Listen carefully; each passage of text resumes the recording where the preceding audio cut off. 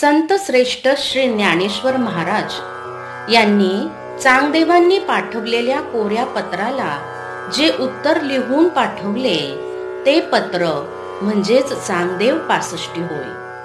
कारण यामध्ये 65 ओव्यांमध्ये गुंफलेला सूत्रमय उपदेश त्यांनी श्रेष्ठ योगीराज चांगदेव महाराज यांना केला आहे. चांगदेव 65 म्हणजे अमृतानुभव या ग्रंथाचे थोडक्यात सांगितलेले सारच आहे. चांगदेव 65 हा ग्रंथ फक्त 65 ओव्यांचा असला तरी त्या सिद्धांताचे दर्शन असल्यामुळे या ग्रंथाचा अधिकार फार श्रेष्ठ आहे.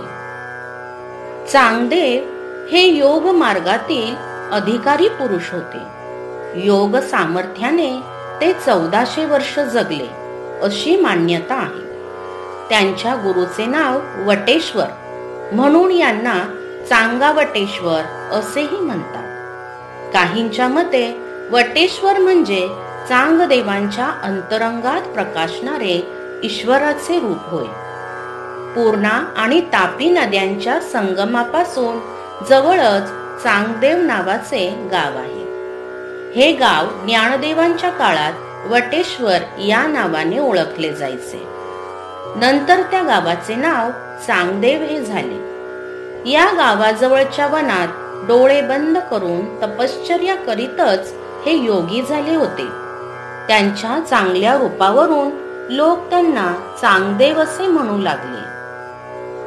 चांगदेवराय यांना 1400 वर्षांचे आयुष्य होते म्हणजे त्यांचा अध्यात्माचा अभ्यास दीर्घकाळ होता हेच यातून सिद्ध होते. असा दीर्घकाळ अभ्यास करूनही त्यांच्या अध्यात्म ज्ञानामध्ये काही त्रुटी राहिली आणि त्यांना ज्ञानेश्वर महाराजांकडून उपदेश घ्यावा लागला. चांगदेव 65 ग्रंथातील भाषा अमृतानुभव ग्रंथापेक्षा अधिक सखोल आहे, सूत्रमय आहे. कारण हा उपदेश ज्यांना करावयाचा होता ते चांगदेव निर्विकल्प समाधीचा अनुभव घेतलेले अधिकारी पुरुष होते. म्हणून हा उपदेश सूत्रमय पद्धतीने केलेला आहे. चांगदेवरायांना हा उपदेश ज्ञानेश्वरांनी आपले गुरु निवृत्तीनाथ यांच्या आदेशावरूनच केला आहे. चांगदेवराय यांना ज्ञानेश्वर महाराजांची भेट घ्यावीशी वाटली. त्यांनी ज्ञानेश्वर महाराजांना एक पत्र पाठविले, पण ते कोरे होते. मायण्यापासूनच अडचण पडली. ज्ञानेश्वर साक्षात परमेश्वराचे अवतार आहेत. मग त्यांना चिरंजीव कसे लिहावे आणि तीर्थरूप लिहावे तर वयाने लहान आहे. म्हणून शेवटी पत्र म्हणून कोरा कागदच त्यांनी पाठवला. चांगदेव कोरा म्हणजे शुद्ध आहे, म्हणजे उपदेशास योग्य आहे असे समजून ज्ञानेश्वर महाराजांनी पत्राला उत्तर म्हणून 65 ओव्या लिहून पाठविल्या. तीच ही चांगदेव 65. या 65 ओव्या वाचल्यानंतर किंवा ऐकल्यानंतर खरोखरच हे पत्र आहे असे वाटते. परंतु चांगदेव यांना निमित्त करून पत्र रूपाचा साहित्य प्रकार स्वीकारून हा उपदेश ज्ञानेश्वर माऊलींनी सर्व भाविकांनाच केलेला आहे. पत्र किंवा संभाषण या रूपात ग्रंथ असला म्हणजे वाचकांशी हितगुज करता येते. संपूर्ण भगवद्गीता म्हणजे अर्जुन आणि श्रीकृष्ण यांची प्रश्नोत्तरेच आहेत. प्लेटोचा रिपब्लिक हा ग्रंथही गुरु सॉक्रेटिस आणि शिष्य प्लेटो यांच्या संवाद रूपानेच आहे.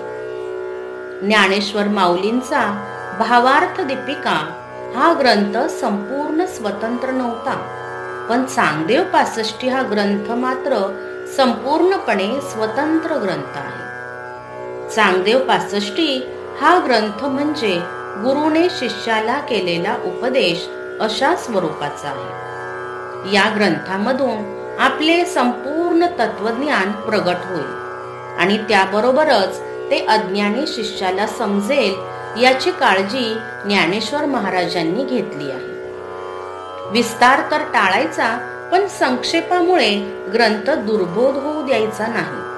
अशी काळजी माऊलींनी यात घेतली आहे. या 65 ओव्यांचा अर्थ ज्याला संपूर्णपणे आकलन होईल त्याला ज्ञानेश्वरांच्या तत्वज्ञानाचे सारच समजेल अशी चांगदेव 65ची थोरवी आहे. चांगदेव जेव्हा वाघावर स्वार होऊन ज्ञानेश्वर महाराजांना भेटायला आले होते आणि ज्ञानेश्वर, निवृत्ती, सोपानदेव आणि मुक्ताई ही चारही भावंडे त्यावेळी एका भिंतीवर बसून योग विद्येने ती भिंत चालवून चांगदेवरायांना भेटायला गेली होती. चांगदेवराय खूप संकटे सोसून ज्ञानेश्वर महाराजांना भेटायला आले आणि चौघे भावंडे भिंतीवर बसली होती, म्हणजेच त्यांच्या तत्वज्ञानाचा पाया स्थिर होता. संतांच्या चरित्रात अनेकदा असे चमत्कार गुंफलेले आढळतात, पण त्यामागे कोणता तरी आध्यात्मिक अर्थ असतो हे मात्र लक्षात घेतले पाहिजे. चांगदेव 65 हा 65 ओव्यांचा ग्रंथ असला तरीही या ग्रंथाचे स्पष्ट असे 2 विभाग दिसून येतात. पहिल्या ओवीपासून 36व्या ओवीपर्यंत ज्ञानेश्वर महाराजांनी परमात्म्याचे तटस्थ आणि स्वरूप लक्षणाने वर्णन केले आहे. 37व्या ओवीपासून ते 65व्या ओवीपर्यंत ज्ञानेश्वर महाराजांनी जीवात्मा आणि परमात्मा यांचे ऐक्य कसे आहे हे अनेक उदाहरणे देऊन सांगितले आहे. आता जीवात्मा आणि परमात्मा यांचे ऐक्य कसे आहे हे जाणण्यासाठी प्रथम साधकाची कुंडलिनी शक्ती जागृत असणे आवश्यक आहे. ज्ञानेश्वर माऊलींनी ज्ञानेश्वरीच्या 6व्या अध्यायामध्ये कुंडलिनी शक्ती काय असते, ती कोठे वास करते आणि त्यावरील सर्व 7 चक्रांची माहिती सविस्तरपणे दिलेली आहे. जेव्हा साधकाची कुंडलिनी शक्ती जागृत होते आणि ती मूलाधारातून उठून सहस्रारापर्यंत येते आणि साधक ध्यानाच्या गहन अवस्थेमध्ये पोहोचतो, तेव्हा जीवात्मा आणि परमात्मा एक झाल्याची जाणीव प्रत्येक साधकाला होते. आता ही कुंडलिनी शक्ती जागृत कशी करायची याची माहिती बऱ्याच साधकांना नसते. त्यासाठी देणारा गुरु हा अधिकारी लागतो आणि घेणाऱ्या शिष्याची किंवा साधकाची कुंडलिनी जागृती विषयी तळमळ असणे आवश्यक आहे. कुंडलिनी शक्ती कशा प्रकारे जागृत करावयाची त्याची लिंक मी डिस्क्रिप्शन बॉक्समध्ये दिलेली आहे आणि कुंडलिनी शक्ती काय आहे याची देखील लिंक डिस्क्रिप्शन बॉक्समध्ये टाकलेली आहे. माझी सर्व साधकांना विनंती आहे की आपण त्या लिंकवर जाऊन आपली स्वतःची कुंडलिनी शक्ती जागृत करून मग या चांगदेव 65चा कसा अनुभव येतो हे नित्य ध्यान केल्याने आपल्याला जाणवेल. कुंडलिनी शक्तीच्या जागृतीनंतर आपल्या दोन्ही हातांमधून आणि टाळूमधून थंडगार अशा चैतन्य लहरी वाहू लागतात. या ज्या लहरी वाहतात त्या आपल्याला थंड हवेच्या स्वरूपात जाणवतात, ज्याला ज्ञानेश्वर माऊलींनी ज्ञानेश्वरीच्या 6व्या अध्यायात चैतन्य लहरी असे नाव दिले आहे. परमपूज्य श्री माताजी निर्मला देवी यांच्या परम कृपेमध्ये आपण आपली कुंडलिनी शक्ती जागृत करून घेऊ शकतो आणि जीवात्मा आणि परमात्मा यांचे ऐक्य कसे आहे याचा आनंद आणि अनुभव घेऊ शकतो. चांगदेव 65ची फलश्रुती किंवा फलप्राप्ती स्वतः ज्ञानेश्वर महाराजांनी 63व्या ओवीत सांगितली आहे. तिये परिजिया दर्पण करील ओविया, तो आत्मा एवढिया मिळेल सुखा. या 65 ओव्यांमध्ये ज्ञानेश्वर माऊलींनी आपल्या अनुभवाचा आणि बुद्धी वैभवाचा अमोल ठेवा संग्रहित केला आहे. फलश्रुतीच्या या ओवीमध्ये ज्ञानेश्वर माऊली सांगतात की ज्ञानदेव आणि चांगदेव हे डोळस आरसे असल्यामुळे परस्परातील भेदाला मुकले. त्याप्रमाणे जो कोणी या ओव्यांचा आरशाप्रमाणे उपयोग करेल तर त्याला देखील आत्म्या एवढे अनंत सुख किंवा आत्मसुखच मिळेल. या 65 ओव्या ज्ञानेश्वरांचे आत्मस्वरूपच आहेत. या ओव्यांमध्ये सांगितलेला अनुभव केवळ ज्ञानेश्वरांचा नसून माझा आहे असे जो समजेल त्यालाच या ग्रंथाची खरी फलश्रुती लाभेल. आता आपण चांगदेव 65 या ग्रंथाला सुरुवात करूयात. माझी सर्व साधकांना विनंती आहे की आपण ध्यानाच्या अवस्थेमध्ये ताठ बसून दोन्ही हात मांडीवर ठेवून शांतपणे आपले चित्त टाळूवर म्हणजे सहस्रार चक्रामध्ये स्थिर करून या ग्रंथाचा आनंद घ्यावा. खरे आत्मसुख काय आहे याचे वर्णन आणि परमात्मा आणि जीवात्म्याचे वर्णन ज्ञानेश्वर माऊलींनी यामध्ये केलेले आहे. स्वस्ती श्रीवटेषु जो लपोणी जगदाभासु दावी मग ग्रासू प्रगटला करी. हे श्रीवटेश चांगदेवा, तुझे कल्याण असो. जो श्रीवटेश परमात्मा अज्ञानाने झाकला गेला असता या जगाचा खोटा देखावा दाखवतो, तोच परमात्मा गुरु कृपेने प्रगट झाल्यावर जगावर असलेले अज्ञानाचे आच्छादन दूर करतो. प्रगटे तव तव न दिसे, लपे तव तव आभासे, प्रगटना लपालासे न खोबता जो. म्हणजे परमार्थ स्वरूप लपवले जाते तेव्हा जगाची जाणीव असते. परमात्मा लपत नाही किंवा प्रगटही होत नाही. उघड होणे किंवा लपणे हे दोन्ही गुण परमात्म्याला स्पर्शही करत नाही. बहु जव जव होय तव तव काहीच न होय, काही न होऊनी आहे अवघाची जो. म्हणजे परमात्मा जसा जसा प्रगट होत जातो त्या प्रमाणात जग जणू नाहीच असे वाटते. जगाचा परमेश्वरात विलय होतो. खरे म्हणजे जग असे वेगळे नाहीच. जे काही आहे ते सर्वस्वी ओतप्रोत आत बाहेर परमात्माच सर्वत्र आहे. सोने सोनेपणा उणे न येताची झालेलेने, तेवी न वेचता जग होणे अंगे जया. म्हणजे सुवर्णाचे दागिने घडवितात, परंतु त्यामुळे त्याच्या सोनेपणात मुळीच उणीव निर्माण होत नाही. हे जसे आहे त्याप्रमाणे स्वतः परमात्मा विविध आकारांनी आणि रूपांनी नटला तरी त्याच्या मूळ परमात्मा स्वरूपात काहीच कमीपणा येत नाही. कल्लोळ कंचुक न फेडिता उघडे उदक, तेवी जगेसी सम्यक स्वरूप जो.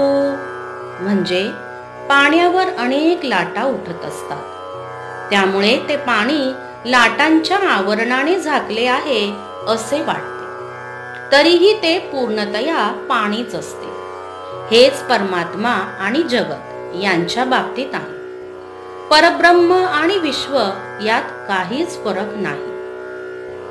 परमाणुचिया मांदिया पृथ्वीपणे नवचेची वाया, तेवी विश्व स्फूर्तिया झाकवेना जो. म्हणजे पृथ्वीवर अनेक लहान लहान कण म्हणजेच अणु परमाणु आहेत. परमाणु हे पृथ्वीच्या रूपाने आहेत, म्हणून काही पृथ्वीचा पृथ्वीपणा नाहीसा होत नाही. त्याचप्रमाणे विश्वाच्या आविष्कारामुळे परमात्मा मुळीच झाकला जात नाही. कळाचेणी पांघरुणे चंद्रमा हरपोणेने, कावणी दीपपणे आननो हे. 6व्या ओवीतील तत्वाला हा दृष्टांत आहे. 16 कलांच्या पांघरुणाने चंद्र जसा झाकला जात नाही, कारण चंद्राच्या कला आणि चंद्र हे भिन्न नाही, त्यांचे स्वरूप एकच आहे. अग्नी जरी दीपाच्या रूपाने दिसला तरी तो आपल्या मूळच्या अग्नीच्या स्वरूपापेक्षा वेगळा होत नाही. हीच गोष्ट या सिद्धांतामध्ये सांगितलेली आहे. म्हणून अविद्यानिमित्ते दृश्य द्रष्टत्व वर्ते, ते मी नेने आईते ऐसेची असे. म्हणून म्हणतो चांगदेवा, तुला अज्ञानामुळे अविद्येने ज्ञानरूपी आत्मा हा वेगळेपणाने दृश्य आहे आणि मी द्रष्टा वेगळा आहे असे भासते, परंतु मला मात्र वेगळेपणाची जाणीव नाही. कारण या सर्वांचे अधिष्ठान परमात्मरूप असलेला मीच आहे. जेवी नाम मात्र लुगडे, येरवी सूतची ते उघडे, का माती मृद्धांडे जया परी. म्हणजे ज्याप्रमाणे लुगडे हे नाममात्र आहे, वास्तविक लुगडे म्हणजे उघडे सूतच आहे. ज्याप्रमाणे मातीचे भांडे आणि माती एकच असते, त्यात काही फरक नसतो, त्याप्रमाणे पाहणारा द्रष्टा आणि देखावा म्हणजे दृश्य हे एकच असते. तेवी द्रष्टा दृश्य दशे, अतीत दृढ मात्र जे असे, तेची द्रष्टा दृश्य मिसे केवळ होय. म्हणून म्हणतो चांगदेवा, द्रष्टा म्हणजे पाहणारा आणि दृश्य म्हणजे जे पाहावयाचे ते, अशा दोन्हीच्याही पलीकडे परमात्म तत्व ज्ञानस्वरूप असे आहे. हेच द्रष्टा आणि दृश्य या प्रकारांनी अनुभवायला येते. यापुढे 15व्या ओवीपर्यंत याच सिद्धांताला त्यांनी उदाहरणे दिली आहेत.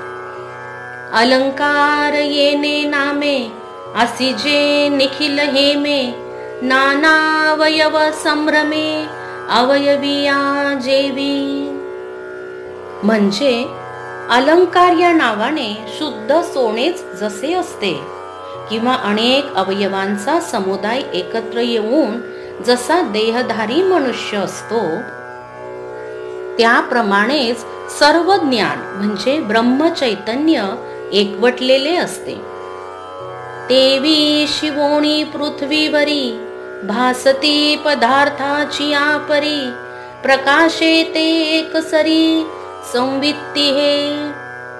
त्याप्रमाणे माया विशिष्ट ईश्वरापासून या पृथ्वीपर्यंत जे काही स्थूल स्वरूपात, सूक्ष्म स्वरूपात किंवा कार्यकारण असते, पदार्थाचे भिन्न भिन्न प्रकार भासमान होतात, ते सर्व ज्ञानच एक असते. नाही ते चित्र दाविती, परी असे केवळ भिंती, प्रकाशे ते संवित्ती जगदाकारे. म्हणजे चांगदेवा हे बघ, जे नाही त्याचे चित्र चित्रकार काढून दाखवतो, पण ते चित्र म्हणजे भिंतच असते. त्याप्रमाणे एकच ज्ञान जगाच्या रूपाने प्रकाशते.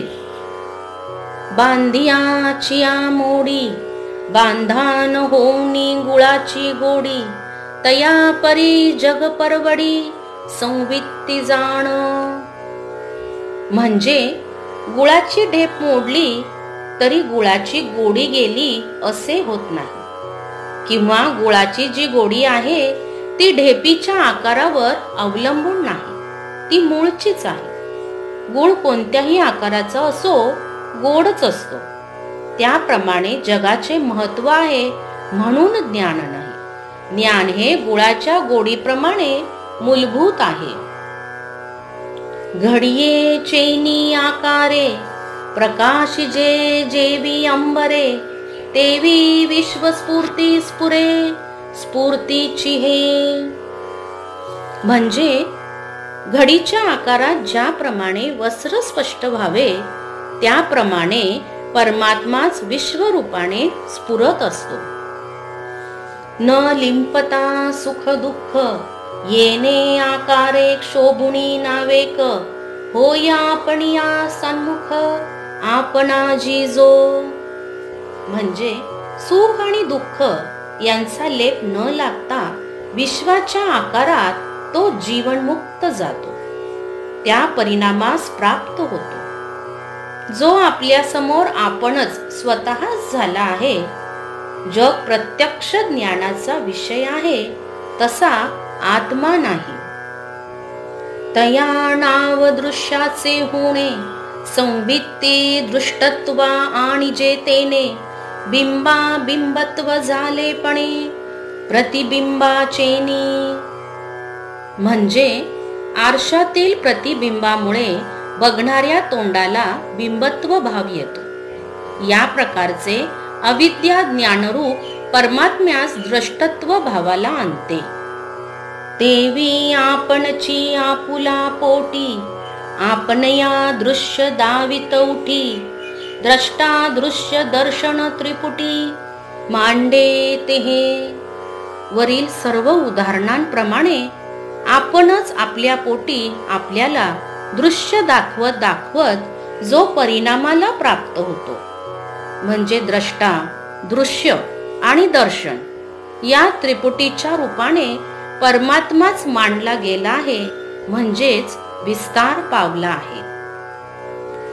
सुताची ये गुंजे आत बाहेर नाही दुजे तेवी तीनपणे विन जाणीजे त्रिपुटी हे. म्हणजे सुताच्या गुंडाळीत आत किंवा बाहेर सुताशिवाय दुसरे काहीच नसते. त्याचप्रमाणे पाहणारा, देखावा आणि दर्शन या त्रिपुटीमध्ये एका ज्ञाना वाचून दुसरे काहीच नसते. म्हणजेच या त्रिपुटीत तीन प्रकार नसून ही त्रिपुटी परमार्थाच्या अर्थाने एकच आहे. नुसदे मुख जैसे देखिज तसे दर्पण मिसे वायाची देखणे ऐसे गमो लागे.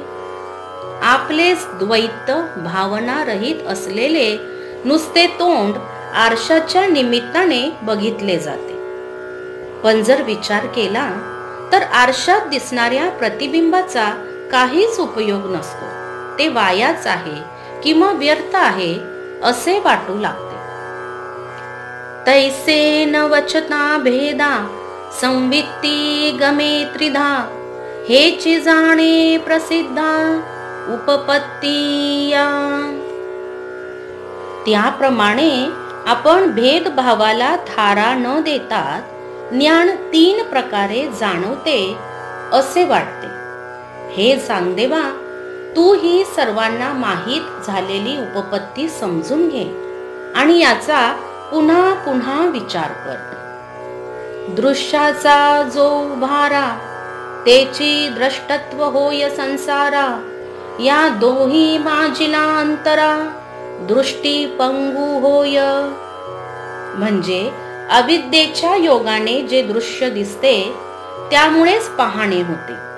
पारमार्थिक दृष्टीने द्रष्टा आणि दृश्य यातील भेद पाहू गेल्यास ज्ञान पांगळे होते, म्हणजेच नष्ट होते. दृश्य जेधवा नाही तेधवा दृष्टी घेऊन असे काही आणि दृश्येवी न काही द्रष्टत्व असे. म्हणजे ज्यावेळी दृश्यच नसते तेव्हा दृष्टी नावाचा कोणता पदार्थ असेल, आणि दृश्यच नसेल तर पाहण्याची क्रियाही होणार नाही. आणि द्रष्टत्व नावाचा कोणता पदार्थ आहे?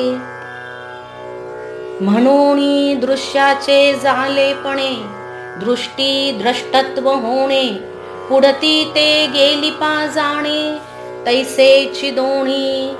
म्हणून दृश्य असल्यामुळेच ज्ञानाला द्रष्टत्व प्राप्त होत असते, परंतु दृश्य गेल्यानंतर दृष्टी आणि द्रष्टा हे दोन्हीही त्याबरोबरच जातात असे समज. एव एकची झाली ती होती तिन्ही गेलिया एकची व्यक्ती तरी तिन्ही भ्रांती एकपण साच. याप्रमाणे अविद्येच्या निमित्ताने एकाच परमात्म्याची द्रष्टा दर्शनादी तीन रूपे होतात.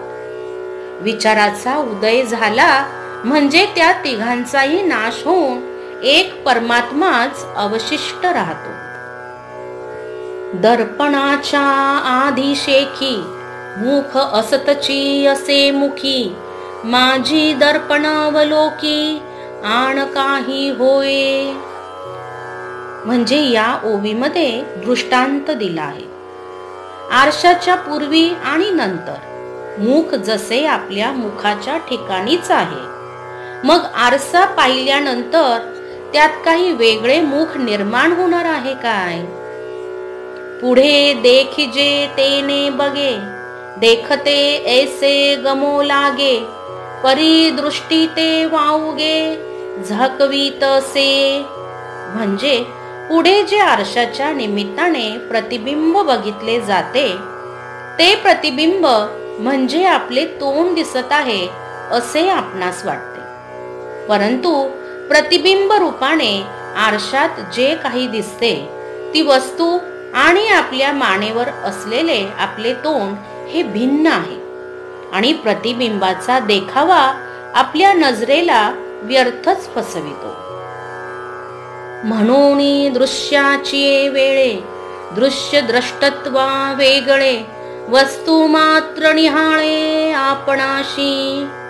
म्हणून दृश्य ज्यावेळी दिसते त्यावेळी दृश्य आणि द्रष्टा याहून वेगळी जी ज्ञानमात्र वस्तू आहे तीच आत्मस्वरूपाशी अभिन्न आहे असे तू विचाराने निरीक्षण कर. वाद्य जाते वीण ध्वनी, काष्ट जाते वीण वन्नी, तैसे विशेष ग्रासुणी स्वयेची असे. हे चांगदेवा, वाद्य समूहाशिवाय ध्वनी, लाकडाच्या समूहाशिवाय अग्नी सामान्य रूपाने असतोच. म्हणजे ध्वनी असतो आणि अग्निही असतोच. त्याप्रमाणे दृश्य वगैरे विशेष भाव नष्ट झाले असता त्यांना आश्रयभूत असे परमतत्व आणि ज्ञान असतेच. या परमतत्वाचे लक्षण आता पुढे सांगितले आहे ते ऐक. जे म्हणता नये काही, जाणो नये कैसेही, असतची असे पाही, असने जया. म्हणजे एखादी वस्तू अशी आहे, इतकीच आहे अशा शब्दात सांगता येत नाही, आणि ती वस्तू ज्ञानाचा विषय होत नाही. परमात्मा वस्तू अशी आहे, ती भावरूपानेच असते. या परमात्मा वस्तूचे अस्तित्व कोणत्याही काळात आहेच असे तू समज. आपुलिया बुबुळा, दृष्टी असोणी अखमडोळा, तैसात्मज्ञानी दुबळा, ज्ञान रूप जो. म्हणजे डोळ्याला सर्व दृश्य वस्तू पाहण्याची दृष्टी आहे, पण स्वतःला पाहायला तो आंधळाच आहे. कारण तो पाहणे रूपच असल्यामुळे त्याचे ठिकाणी पाहणेपणा नाही. त्याप्रमाणे परमात्मा ज्ञानरूप असल्याने आपण आपल्या ज्ञानाचा विषय होणे शक्य नाही. जे जाणण्याची की ठाई, नेणणे कीर नाही, परी जाणणे म्हणून याही, जाणणे कैचे. म्हणजे जो आत्मा मुळात जाणणे स्वरूपच आहे, नेणणे म्हणजे अज्ञान त्याच्या ठिकाणी खरोखरच नाही, परंतु आत्म्याला जाणावयाचे आहे असे म्हटले तरी आत्मा जाणावयाचा कसा. या लागी मौनेची बोलीजे, काही न होणी सर्व होईजे, नवता लाहीजे काहीच नाही. म्हणून मौन धारण करूनच आत्म्यासंबंधी बोलावे लागते. काहीच न होता सर्व व्हावे लागते. कुठेही प्राप्त न होता प्राप्त करून घ्यावे लागते. कोणताच विशेष नाही, हेच आत्म्याचे स्वरूप आहे. नाना बोधाची सोयरीके, साचपण जेणे के, नाना कल्लोळ माळिके माणी जेवी. म्हणजे अनंत ज्ञानाचे व्यवहार घडले तरी त्या व्यवहाराबाबत सत्यत्व मिळवून देणारे एक ज्ञानच असते. उदाहरणार्थ, अनंत लाटांच्या परंपरेला पाणी अधिष्ठान आहे. म्हणजे पाण्यामुळे अनंत लाटांना खरेपणा मिळतो, पण खरे पाहिले तर लाटा या पाणीरूपच आहेत. जे देखिजते विन ऐकले देखणे पण, हे असो आपणिया आपण आपणची जे ज्ञान कोणास दृश्य न होता स्वरूपानेच एकटे असते, त्याचे शब्दाने किती वर्णन करावे. जे अद्वितीय आहे म्हणजे आपले नातेवाईक आपणच आहोत. जे कोणाचे नवतेनी असणे, जे कोणाचे नवता दिसणे, कोणाचे नवता भोगणे, केवळ जो म्हणजे चांगदेवा परमात्म वस्तू अस्तित्व रूपच असल्याने तिचे अस्तित्व अन्य दुसऱ्या कोणाच्या अस्तित्वावर नसते. कोणाला विषय न होता स्वतःच प्रकाशमान आहे आणि अन्य दुसऱ्या कोणत्याही भोग्य पदार्था वाचून स्वरूपाने आनंदरूप असे आहे. तया पुत्र तू वटेश्वराचा, रवा जैसा कापुराचा, सांगया मज तुझा पण याचा बोलैके. येतपर्यंतच्या पहिल्या 36 ओव्यांमध्ये ज्ञानेश्वर माऊलींनी परमात्म्याचे स्वरूप लक्षणाने वर्णन केले आहे. आता या 37व्या ओवी पासून 65व्या ओवी पर्यंत चांगदेवाचे म्हणजे जीवात्म्याचे आणि परमात्म्याचे ऐक्य कसे आहे याचे वर्णन ज्ञानेश्वर माऊलींनी केले आहे. सर्व जीवांचे परमात्म्याशी कसे ऐक्य आहे हेच ज्ञानेश्वर महाराज अखेरपर्यंत सांगतात.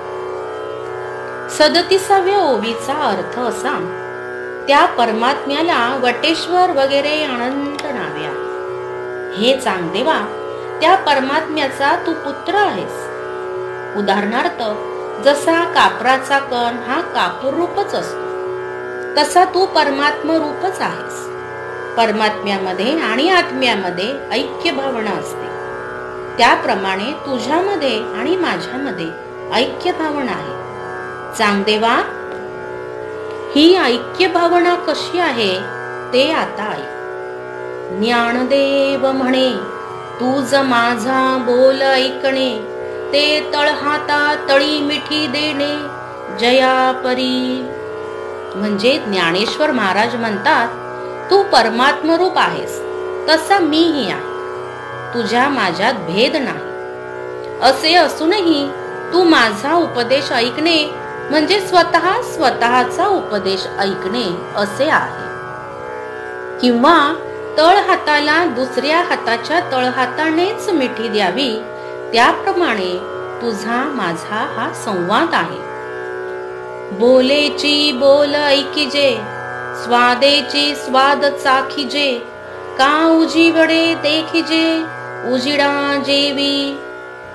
मागच्याच दृष्टांताचे आणखीन स्पष्टीकरण ज्ञानेश्वर महाराज करीत आहेत. हे चांगदेवा, तुझा माझा संवाद म्हणजे शब्दानेच शब्द ऐकावा, किंवा गोडीनेच गोडी चाखावी, किंवा प्रकाशानेच प्रकाश पाहावा, तसा आहे. सोनिया वरकल सोने जैसा, का मुख मुखा हो आरिसा, मज तुझ संवाद तैसा चक्रपाणी. म्हणजे सोन्यावर सोन्याचाच वर्क चढवावा, मुखाला मुखच आरसा व्हावे, त्याप्रमाणे हे चांगदेवा तुझ्या माझ्यातील हा संवाद आहे. गोडीये आपली गोडी, घेता कायन माये तोंडी, आम्हा परस्परे आवडी, तो पाडू असे. म्हणजे गोडीला आपली गोडी घेताना ती त्याच्या तोंडात मावत नाही काय? कारण गोडीला गोडीचाच स्वाद घ्यायचा असेल तर तोंडाची गरजच नसते. त्याप्रमाणे आम्हा दोघात एकमेकांबद्दल जी आवडी म्हणजे प्रेम आहे ते गोडीनेच गोडी चाखावी, त्याप्रमाणे आहे. सखया तुझेणी उद्देशे, भेटवया जीव उल्हासे, की सिद्ध भेटी विसकुसे एसिया बिहे.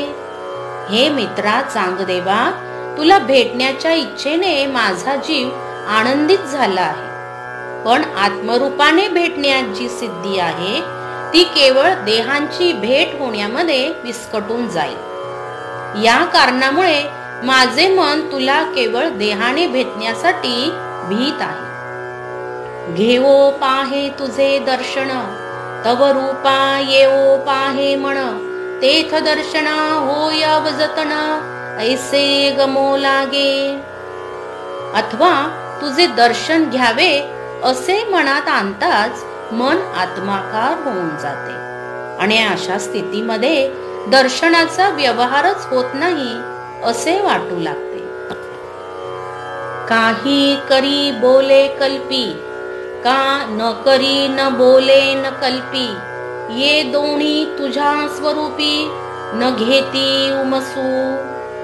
म्हणजे तू काही केलेस, काही बोललास किंवा काही कल्पना केल्यास, किंवा तू केले नाही, बोलला नाहीस किंवा कल्पना केल्या नाहीस, या दोन्ही गोष्टी म्हणजे कर्म किंवा कर्मभाव तुझ्या मूळ स्वरूपाच्या ठिकाणी उत्पन्नच होत नाही.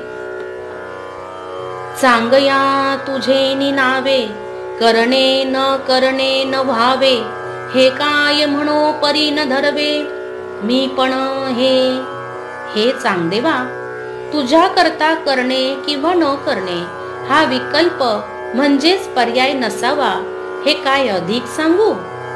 तुला तुझ्या आत्मतत्वाचा उपदेश करीत असताना माझ्या आत्म्याच्या ठिकाणी असलेला उपाधिरूप मीपणा तोही नाहीसा होतो. लवण पाणीयाचा थाओ, माझी रिगोणी गेले पाहो, तव तेची नाही मा काय घेओ, माप जळा. अरे, पाण्याची खोली किती आहे हे पाहण्याकरता मिठाच्या खड्याने पाण्यात बुडी मारली तर मीठपणाने शिल्लक राहत नाही, मग जलाचे माप कोणी घ्यावे. तैसे तुझ आत्मयते पाही, देखो गेलिया मीची नाही, तेथे तू कैचा काही कल्पावया जोगा. तुझ्या आत्म्याच्या स्वरूपाचा विचार करताना मी जसजसे निरीक्षण करू लागलो तस तसे माझ्या ठिकाणी अहंभावाचा अभिमानच राहिला नाही. तेथे तू तरी माझ्याहून भिन्न कल्पना करण्याजोगा कसा असू शकशील. जो जागोणी निद देखे, तो देखणेपणा जेवी मुके, तेवी तू ते देखोणी मी ठाके, काही न होणी. म्हणजे जागा राहून निद्रा कशी येते आणि तो निद्रा पदार्थ काय आहे हे पाहण्याची इच्छा करणारा दृश्यत्वाने निद्रा पुढे न आल्यामुळे आपल्या पाहणेपणालाही मुकतो. त्याप्रमाणे ज्ञानाला अविषय असणाऱ्या तुझ्या स्वरूपाचा मी विचार करू लागलो असता माझ्या ठिकाणचा द्रष्टेपणा जाऊन मी ही मुख्य द्रष्टारूपच होऊन जातो. तुझ्या आणि माझ्या आत्म्याच्या एकतत्वामुळे तुझ्या माझ्या द्रष्टा दृश्य असा व्यवहारच घडत नाही. अंधाराचे ठाई सूर्यप्रकाश तव नाही, परी मी आहे हे काही नवचेची जेवी. आपण अंधारात बसलो असता तेथे सूर्यप्रकाश तर मुळी नाहीच, पण आपण आहोत असे भान नाहीसे होत नसते. तेवी तू ते मी गिवसी, तेथे तू पण मी पणेसी, उखते पडे ग्रासी, भेटीची उरे. त्याप्रमाणे तुझ्या स्वरूपाचा मी विचार करू लागलो असता तुझ्या ठिकाणचा तूपणा आणि माझ्या ठिकाणचा मीपणा नाहीसा होऊन एक आत्मतत्वच अवशेष राहते. डोळ्याचे भूमिके डोळा चित्र होय कौतुके, आणि तेनेची तो देखे न दंडळिता. डोळ्यांच्या कडा किंचित दाबल्या असता डोळ्यापुढे सहजच काहीतरी चित्र विचित्र दृश्य दिसत असते आणि त्या डोळ्यांमध्ये कोणत्याही प्रकारचा विकार न होता त्या डोळ्यांकडून ते चित्र विचित्र दृश्य बघितले जाते. तैसी उपजता गोष्टी न फुटता दृष्टी, मी तू विन भेटी माझी तुझी. त्याप्रमाणे तुझी आणि माझी जी देहरूपाने भेट होणार आहे, तिथे चर्चा न होता, दृष्टी बहिर्मुख न होता, मी तूपणाच्या अभिमानाशिवाय तुझी आणि माझी सहज भेट होणार आहे. आता मी तू या उपाधी ग्रासोनी भेटी नुसुधी, ते भोगिली अनुवादी घोळ घोळू. आता तू असे कर की मी आणि तू या उपाधी सोडून दे. मी आत्मरूपाने जशी तुझी भेट घेतली आणि उहापोह म्हणजे चर्चा केली आणि ज्या स्थितीचा इतका वेळपर्यंत अनुवाद केला किंवा अनुभव घेतला, त्याच पद्धतीने तूही स्वतः सिद्ध होणाऱ्या भेटीचा अनुभव घे. रुचतिया चेनी मिसे रुचिते जे विजे जैसे, का दर्पण व्याजे दिसे देखते जेवी. म्हणजे चवदार पदार्थांच्या निमित्ताने चव घेणारा मनुष्य त्या पदार्थाचे सेवन करतो, म्हणजे रुचीच रुचीचा उपभोग घेते, किंवा आरशाच्या निमित्ताने पाहणाराच आपल्यास पाहतो. तैसी अप्रमेये प्रमेये भरली, मौनाची अक्षरे भली, रचोणी गोष्टी केली मेळीयेची. त्याप्रमाणे हे चांगदेवा, तुझा माझा संवाद असा आश्चर्यकारक झाला आहे की सिद्धांत हाच विषय करून या संवादात भरला आहे आणि जे आत्म्याचे स्वरूप वर्णन केवळ मौनानेच सांगता येईल, बोलून दाखवता येणार नाही, ते करण्यासाठी सुंदर अक्षरांच्या ओवीची रचना केली आहे आणि जीवात्मा आणि परमात्मा यांच्या ऐक्यासंबंधी तुझ्याशी चर्चा केली आहे. येचे करुणी व्याज तू आपण याते बूज, दीप दीपपणे पाहे निज आपुले जैसे. म्हणजे दिवा आपल्या स्वतःच्या प्रकाशाने जसे आपले स्वरूप प्रगट करतो, त्याप्रमाणे तुझ्या माझ्यात असणाऱ्या एकत्वाच्या स्थितीची गोष्ट जी लिहिली आहे, तिच्या सहाय्याने तू आपल्या यथार्थ आत्मस्वरूपाला समजून घे. म्हणजे मी ब्रह्मरूप आहे अशा समजुतीत राहा. तैसी केलिया गोठी तयात उघडीचे दृष्टी, आपणिया आपण भेटी आपणा माझी. त्याप्रमाणे तुझ्याशी पत्र रूपाने संवाद केल्यानंतर त्या संवादाच्या योगाने तू आपले ज्ञानचक्षु उघड. लाच स्वतःच्या स्वरूपाच्या ठिकाणी आपली भेट आहे असे म्हणता येईल. झालिया प्रळई एकारणव, अपार पाण्याची धाव, गिळिया फुला उगव तैसे करी. प्रलय काळामध्ये सर्व जलमय झाले असता सर्व प्रवाहांच्या उगमाला आणि प्रवाहाला ते पाणी नाहीसे करते, त्याप्रमाणे तू कर. म्हणजे ब्रह्म मीच आहे असा निश्चय कर आणि देहाच्या बाबतीत असलेला हा माझा असा भाव नाहीसा करून टाक. ज्ञानदेव म्हणे नामरूपे, विन तुझे साच आहे आपण पे, ते स्वानंद जीवन पे सुखिया होई. श्री ज्ञानेश्वर महाराज म्हणतात, नामरूपा वाचून तुझे आत्मस्वरूपच सत्य आहे, तेच स्वानंद जीवनाला प्राप्त होऊन तू सुखी हो. सांगया पुढत पुढती घरा आलिया ज्ञान संपत्ती, वैद्य वेदकत्व ही अतिथी पदी बैसे. हे चांगदेवा, पुन्हा पुन्हा तुला हाच उपदेश आहे की तुझ्या अंतःकरण रूपी घरात ही ज्ञान संपत्ती आल्यानंतर ज्ञाता ज्ञेय भावाच्याही पलीकडे असलेले जे सच्चिदानंद पद आहे त्या सच्चिदानंद पदावर तू आरूढ हो. सांग देवा तुझे निव्याजे, माऊलिया श्री निवृत्ती राजे, स्वानुभव रसाळ खाजे, दिधले लोभे.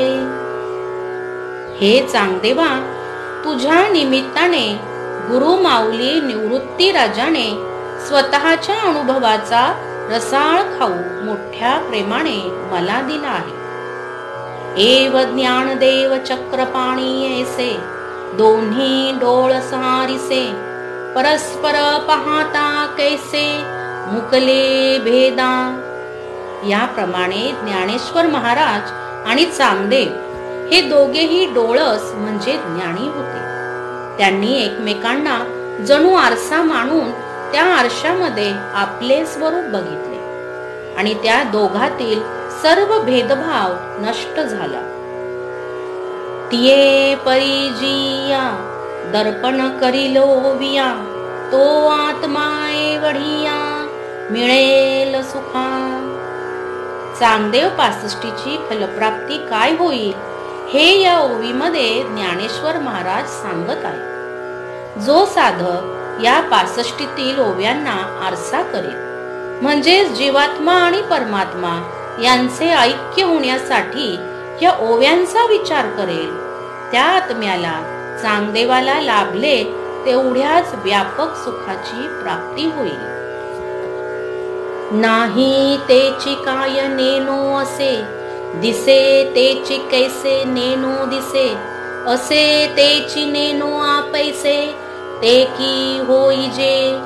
म्हणजे काही नाही म्हणजे असे तसे एवढे तेवढे काही एक सांगता येत नाही. पण सद्रूप, प्रकाशरूप आणि अपरिमित आनंद रूपाने सर्वत्र अभिव्यक्त असता मंदबुद्धी पुरुषांना परमात्मा कोठे दिसत नाही हे आश्चर्यच आहे. अशा तऱ्हेने सहज असलेले आपले स्वरूप ते आत्मतत्वाने असल्याचा निश्चय करावयाचा एवढेच. निदे परवते निदैजने, जागृती गिळवणी जागणे, केले तैसे गुंफणे, ज्ञान देवो म्हणे. म्हणजे श्री ज्ञानेश्वर महाराज म्हणतात, मी या ओव्या गुंफून दैवाने मिळणाऱ्या लौकिक निद्रेच्या पलीकडे जी आत्मस्वरूप निद्रा आहे ती आणि दैवाने मिळणारी लौकिक जागृती गिळून टाकून जी आत्मजागृती आहे, जी अलौकिक आहे, अशी जागृती आणि अशी निद्रा चांगदेवाला या उपदेशात मिळवून दिली आहे. म्हणजेच देहामुळे उत्पन्न होणाऱ्या निद्रे पलीकडचे निर्विकार परमात्म स्वरूप, देहविषयक विचारांचा नाश करणारी आत्मजागृती आणि त्या परमात्म्याचे एकत्व या ग्रंथामध्ये ज्ञानेश्वर माऊलींनी विशद केले आहे. आणि जीवात्मा आणि परमात्मा हा एकच आहे आणि हे चांगदेवा त्याचे तू ऐक्य साधून घे, ह्या गोष्टीवर ज्ञानेश्वर माऊलींनी जोर दिला आहे.